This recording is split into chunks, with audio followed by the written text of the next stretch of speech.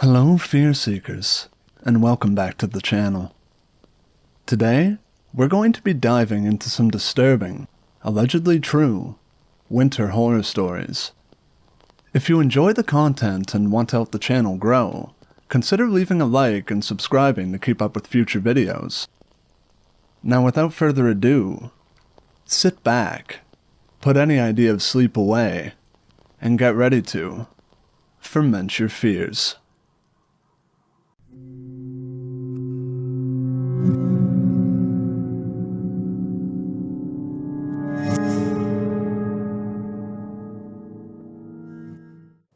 When I first moved out of my parents' house, which seems so long ago now, I went north to Wisconsin.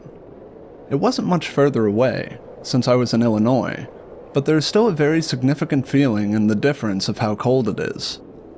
So my first winter in Wisconsin was a pretty bad one when it came, and I just absolutely had no idea what to have expected. At the time, I was 19 and didn't go to college. In fact, I moved to Wisconsin to be close to a friend. I had to get a job at a retail place and I would ride the bus to and from work, but walking from the bus to my apartment that winter was hell. I didn't mind it so much when it was snowing, but the freezing cold was a completely different matter. There were times when it was skin-biting. Not having a lot of money, I also didn't live in the best part of town. It was definitely nowhere near as nice as where I grew up.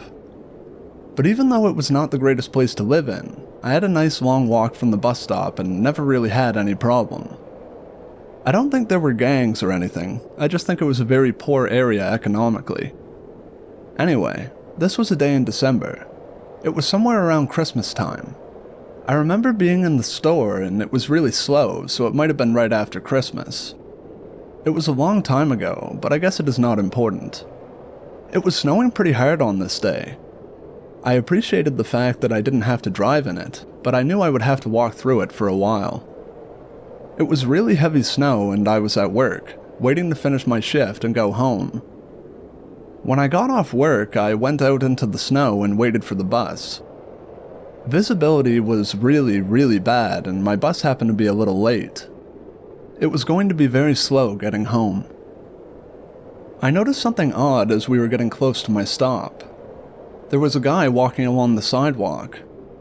I could barely make it out, but it looked like he was carrying a gallon jug of iced tea in his hand, and he was yelling stuff while swinging the jug around and around. He looked at the bus when it went by. He was yelling at the bus, it seemed, but I couldn't make out anything he was talking about. It was not long after that when I got off the bus when we got to my stop. I stepped off into the snow, feeling my feet sinking into it. I can still hear that weird crunching sound that it makes when you step into fresh snow, breaking the surface of it. Although there was the howling of the wind in my ears, it only took a few moments before I heard the noise of that guy who had been yelling before. I quickly looked behind me, back into the falling snow. There he was. I could make him out even though it wasn't the best view. Visibility was still pretty bad. I decided to just walk on ahead and do my best to ignore him. I turned onto another street and figured that would be the end of that. But I could still hear the guy yelling. I still could not completely understand what he was yelling, but I could absolutely hear him.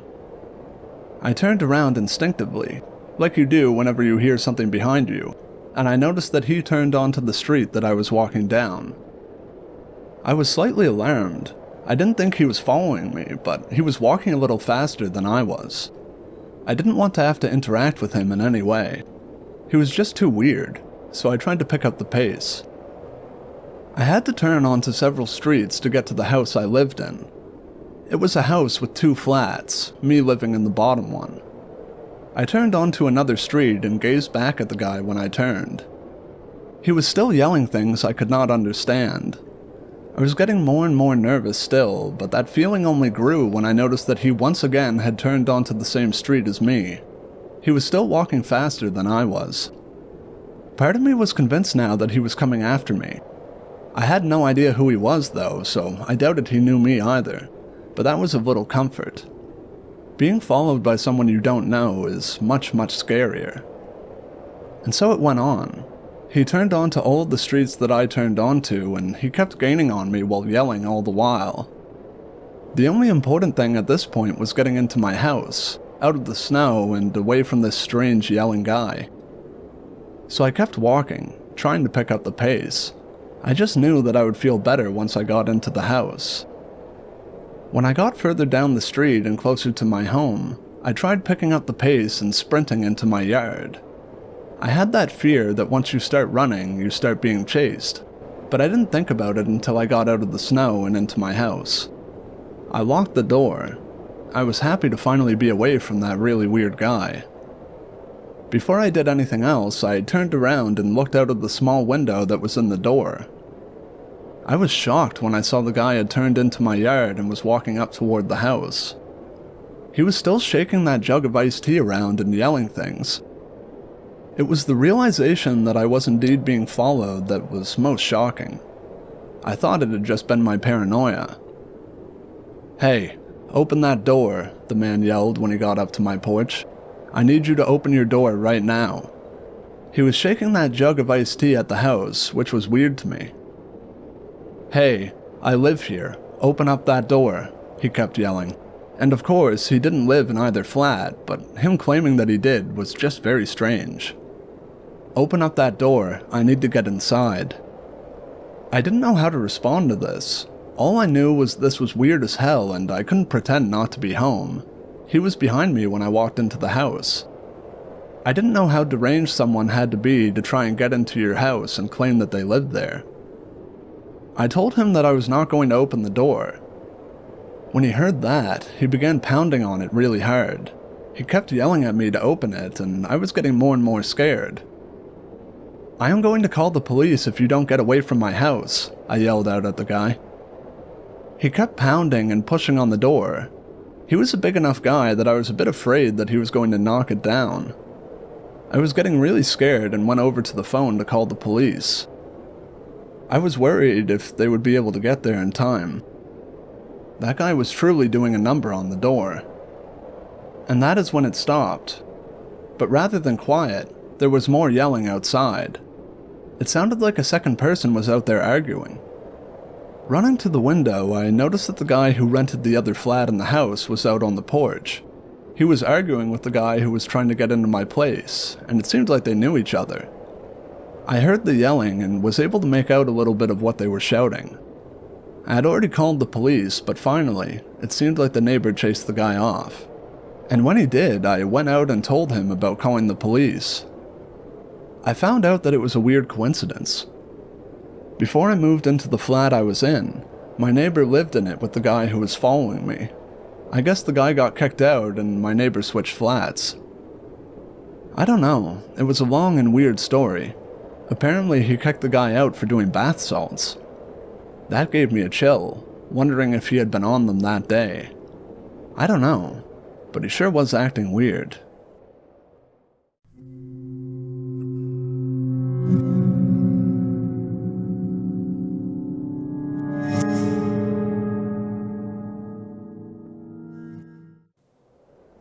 I didn't learn to drive when I was in high school like most people do. I didn't have any interest in it at all. When I got my first apartment, which was in the same town I grew up in, I mostly started taking the bus everywhere. Either that or I walked around in town because that is where I worked. But I got into an argument with my manager and walked out one day. I tried finding a job that I could get to on the bus or in walking distance. The job that I found I could bus to most of the time, but at least one day on the weekend it did not run. So for a while I was walking and even riding my bike every now and then. For a year or two, this is just how things were. But when I was 22, I decided it was finally time for me to learn how to drive. That one day on the weekend was murder in the winter when I couldn't ride my bike. It was a 5-mile ride, and in the winter, it snowed so hard that it was difficult to ride the bike to and fro. I got my driver's license in the fall, right before any winter storms hit. My parents gave me a little Isuzu truck. Of course, at this point, I quit riding the bus and began driving back and forth to work every day. One of the inconvenient things, though, is that now that I was not confined to the times that the bus ran during the week, I was taking on different shifts every now and then. so a few times I was going home really late at night. So, on the night that this story takes place, I was working one of those late shifts. I probably was not going to get out until after midnight. I was told that there was going to be a snowstorm when I got into work. It made me a bit scared. It would be my first time driving in the snow. And where I lived, the snow could get very, very heavy, especially on the first fall of the year. The snow began falling after sunset, and it was supposed to be a very heavy snow. I guess that and the combination of it being the first snow of the season really hurt business that evening. I remember a lot of employees being sent home early because not enough customers were coming into the store. For the last few hours of the whole thing, we didn't even get a single customer into the place at all. A lot of that time I spent in the dining room of the restaurant, looking out the window as the snow kept falling and building up. The plows were out, but they were barely making a dent into the heavy snowfall that was piling up on the road. Well, when it finally became time to run home, I was feeling really scared. I didn't know what to expect as far as driving.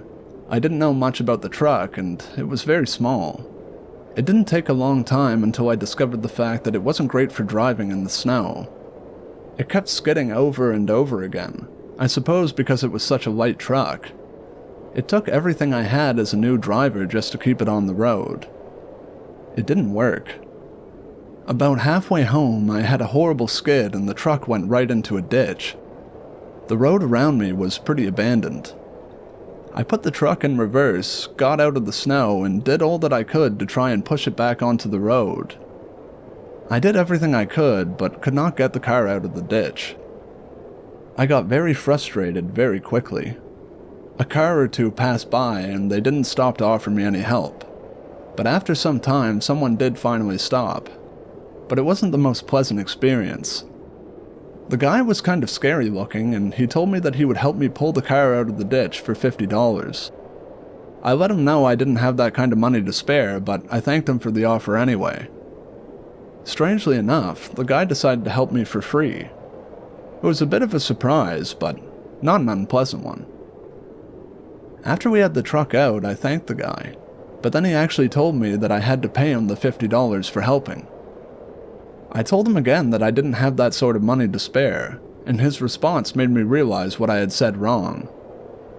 "You might not have it to spare, but you obviously have it," he told me. "You can give it to me, or I can put both your truck and then you into the ditch." I was sort of shocked, but really didn't know how to react. I just told the guy that he misunderstood me and I didn't have the money. When I did, he walked back over to his truck. I figured he was just going to leave, but what I watched was him reach into the bed of the truck and pull out a tire iron. He then started to walk in my direction. I jumped into my truck as quickly as I could. This guy was freaking loony. I tried to pull away from him as quickly as I could. He smashed the tire iron up to the side of my truck. As I did my best to skid away, the tire iron caught my driver's side window and smashed it in. I got hit with shattered glass. The glass was scary, but not nearly as bad as thinking that I might get caught. As I pulled away, he hit the bed of my truck again, but I finally got some traction and I was able to get away. I thought that the guy might follow me, but if he did, I did not notice. I managed to get to my apartment complex and got into my apartment with no problem. I had to put something over my car window to keep it from getting snowed in, but decided to clean the glass up later. I had no way to check on the guy or find out who he was in any way. The positive thing is that I never came across him again.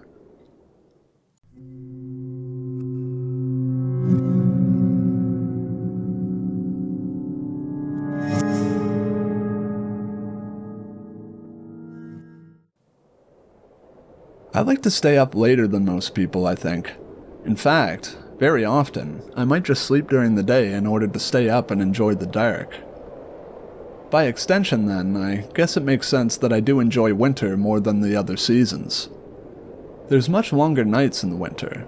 I find myself being inspired. I will even sometimes take vacations in the winter to just spend time at home. When this story happened, I had been on vacation for a couple days already. It was in December. I disconnected from the world, which was nothing new, but that also meant that I avoided keeping up with the weather. I was sitting in my house around 11 p.m. and suddenly all the electricity went out. I was a bit surprised and upset because I heard the heater go out too. It was then that I finally noticed that it was very, very windy outside. I got up, walked over to the door, and stood out on the porch. The atmosphere outside was surreal. I had never been outside and seen it as dark as it was. Not only were all the lights in the houses out, all the street lights were out also. The sky was completely covered in what I could only assume were the darkest and blackest of clouds. There was suddenly a flash of lightning in the clouds, which further took me by surprise. I assumed that whatever sort of storm was coming, that it was a snowstorm, and I had never seen lightning in a snowstorm before. But through the light of the lightning bolt, I was able to see the clouds, and they were indeed dark.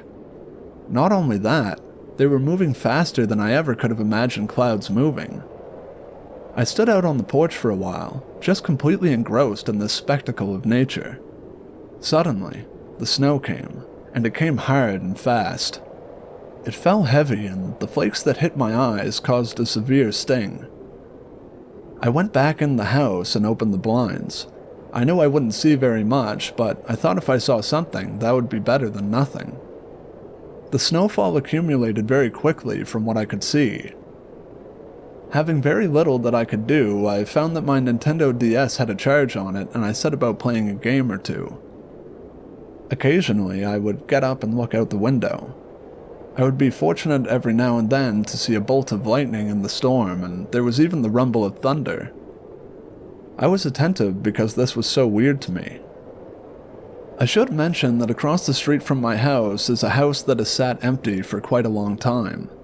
I'm not sure why, but I knew an older woman who had lived there for many years had moved out.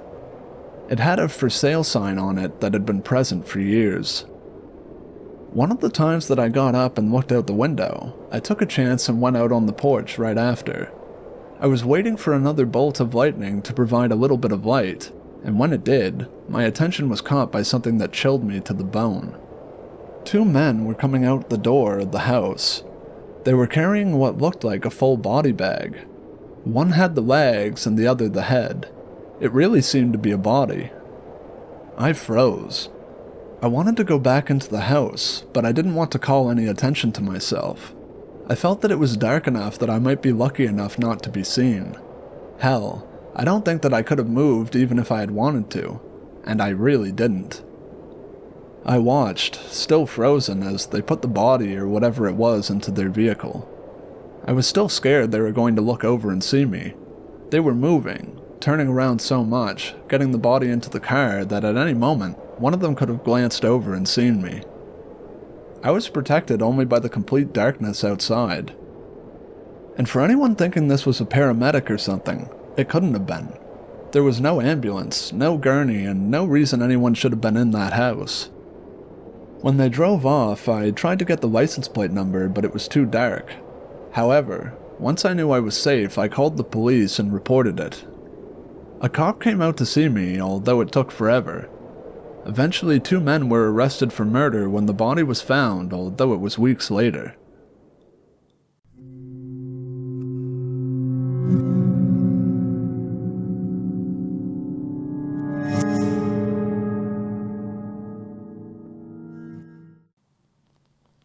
Hey guys, glad to see you made it to the end of the video. Have you ever had a creepy encounter in the dead of winter? Make sure to let me know in the comments below. If you have any stories you'd like to be narrated, be sure to send them in. Alright guys, that just about wraps up the video. Thank you for watching. I hope you enjoyed it. So long, Fearseekers. I'll see you in the next video.